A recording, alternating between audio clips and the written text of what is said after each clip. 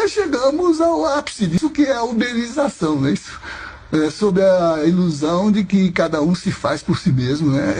E pode ser dono do seu projeto. Esse mito do empreendedorismo, né? Que, na verdade, né? é um cara sentado no próprio carro e se der qualquer problema ali, o problema é dele, no fim das contas, né? Tudo é investido por ele. O apropriador do resultado só entra com um algoritmo, só entra com um programa de computador. O mais é tudo daquele que presta o serviço e que nem se dá conta de que o que ele ofere está condicionado a um algoritmo que define suas rotas, que castiga pelo bloqueio, né? E não responde pelo seu adoecimento, pelo seu estresse, pela sua desumanização, né? Da ilusão de que não tem patrão, né? Não tem patrão, mas também não tem direitos, né?